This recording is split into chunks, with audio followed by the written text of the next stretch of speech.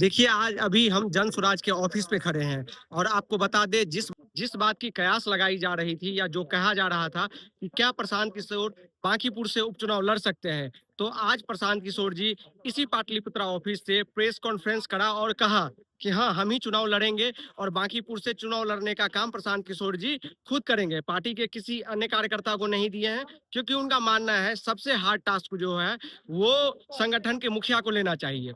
और यहाँ से सवाल उठता है कि क्या प्रशांत किशोर जी गलत नंबर डायल कर दिए हैं क्या?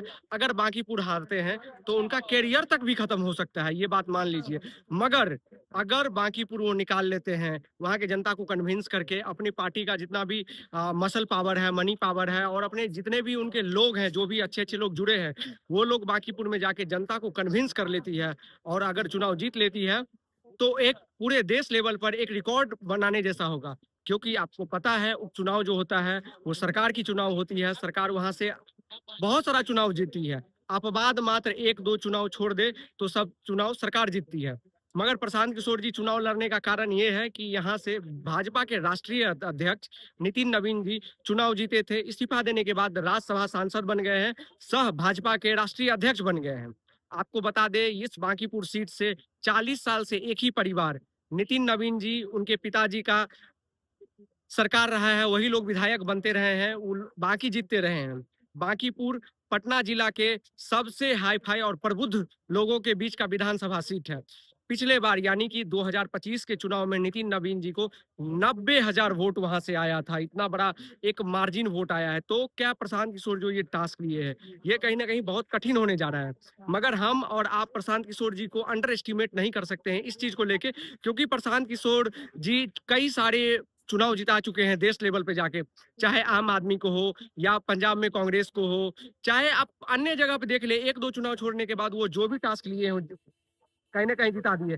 तो आज अगर प्रशांत किशोर जी चुनाव लड़ने का फैसला लिए हैं, तो वो बहुत काफ़ी सोच समझ के और वो डाटा बेस्ड किए होंगे, क्योंकि ये चुनाव हारेंगे ना तो उनका बहुत ज़्यादा छवि खराब हो जाएगा।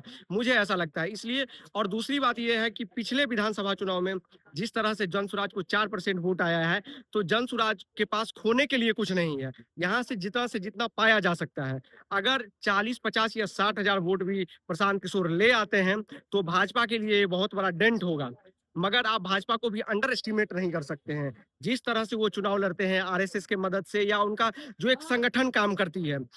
बताया जा रहा है उनके 5-7 विधायक पहले से ही बांकीपुर घूम रहे हैं। ऐसे प्रशांत किशोर जी भी 1.5 महीना से 60 दिन के लमसम से 2 महीना से उनकी पूरी पार्टी लगी हुई है। मिथिला के एक अनूप मैथिल है जो एमएसयूआई चलाते थे, वो पहले से वहाँ पे लगे हुए हैं।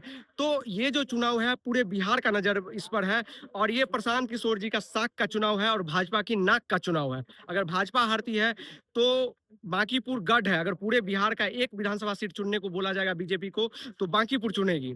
और प्रशांत किशोर जी का एक कथन हमेशा से रहा है, कठिन है इसलिए ये काम हम करेंगे।